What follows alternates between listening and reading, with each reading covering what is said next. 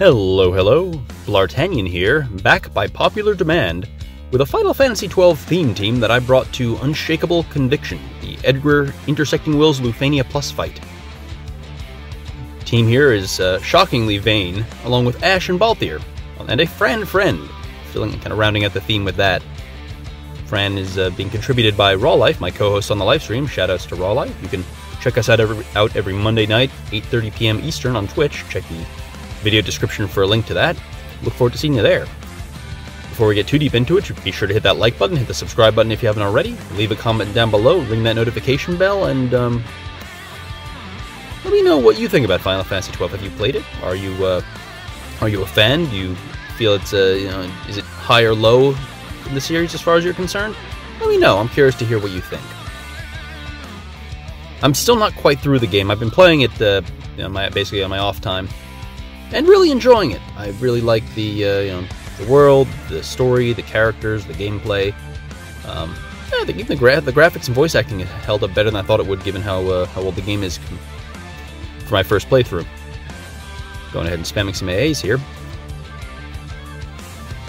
So, we've already talked about this fight quite a bit, and there's not too much more to talk about, but I'll see what I can do here. I do feel like this fight, like many of the other fights we've had recently, has suffered from one or two really interesting ideas kind of tacked onto an otherwise completely non-threatening fight. In this case, I think the two things about this fight that I found interesting were clearly with the delete orb thing, like the orb attack deleting you and not doing much damage. They were trying to experiment, in my view, with trying to see what they could get away with as far as non-lethal orbs that still felt punishing. And a turn delete sounds punishing on paper. It's just, as we saw, these guys didn't actually do enough with their turns for it to matter. So, like, if this was a more threatening boss, one that actually, hit you back, like, imagine, like, the Count Steams or something, if they deleted your turn, that could be a bit more problematic if you're depending on the team you're running. The other thing is the 5 instant turn freeze effect they apply to the field if you take 5 instant turns. I'm guessing it was designed to stop you from, like, no-turning them, although obviously, as you can see here, it doesn't really matter. It does force you to apply just a little bit more control to yourself. You'll see with Vayne, we could take a zillion turns with Vayne if we wanted to, spamming his LD and AA and things. Not going to be able to do that. Ditto for calls. You have to be just a bit more thoughtful about how we apply things. I appreciate that, but it just didn't really stop us, Because again, they're not that threatening. So here's something kind of weird. When you summon, the turns can get wonky. You'll see B's turn is now, who knows where B's turn went. A's turn is right next to the summon. We've been keeping them right next to each other, so I'm not really sure what happened there. It does mean we're going to have to do a little bit of improvisation to get out of this in one piece. I say in one piece. What I specifically mean is, I've been talking about how non-threatening these guys are. What I'm worried about is Kurisame's stacks resetting to 1 because the dude acts. Probably just be pushing this guy back a bit.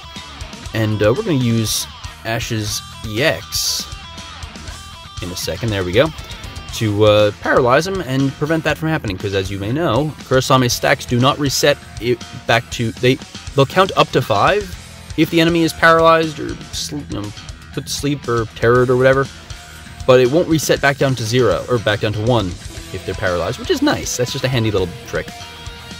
Anyway, we had carefully timed that summon there so that we could have Vayne do this with Hellfire active. So you see looks like we got an extra 100,000 damage out of that, which is pretty cool. Just kind of for free because Ifrit. Ifrit. And the free and Ifrit. Oh, that's stupid. That's so stupid. I'm mostly just killing time here because Papalimo's dropping tonight with Dark Knight Cecil. That's fun. There's a Bahamut raid, so that's kind of cool. And maybe there might be something in there for us to engage with, sink our teeth into. But in the meantime, I really like this team here. I like these characters. Balthier's awesome. Ash is actually pretty cool. I like Ash, both in this game, and I'm enjoying her role in the story as well in 12, so that's kind of cool. And of course, Vayne is just kind of awesome. Look at this. Boom. I really do enjoy that burst.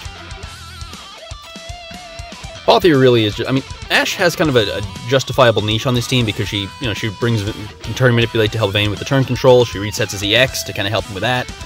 So you can make an argument. Like, even then, you saw he used his EX, pushed them back, and then she pulled him in front of them, and then he rebroke with them again with the recharged EX. It was a whole cool thing. Balthier's mostly just here because He has auras, and more importantly, he's from Final Fantasy XII. Very handsome fellow, though. We like him there. Looking forward to seeing what his FR looks like tonight. Or not tonight, sorry, I misspoke. Tomorrow night. I believe the preview video for it comes out on Monday night. And so we at the live stream will probably be checking that out in real time. So if you want to come check that out with us, you can tune in on Twitch, 8:30 p.m. Eastern. I think I already said that, but I mean, that was 5 minutes ago. Who even remembers that far back? I sure don't. Anywho, into the vein burst.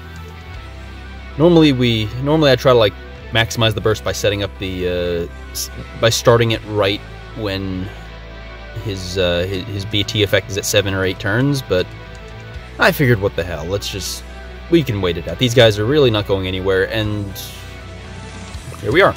So we're going to have a few turns where we're not getting that sweet BT follow-up, but we can live with that. That means at the very least I can press this LD without feeling weird, because every time I LD in his burst right now, it feels like a waste if I have his burst effect up.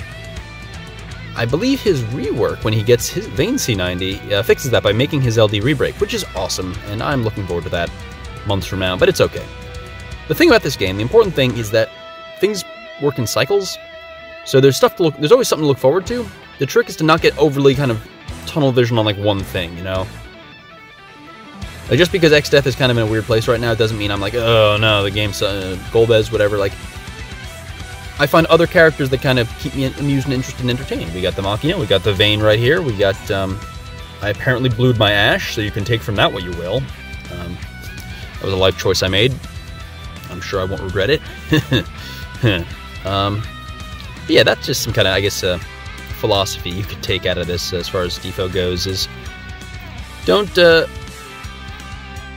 worry if the present moment doesn't interest you or excite you. The future always has something more interesting and exciting coming down the pike. So just, be patient and look forward to it. Enjoy the moment for what it is.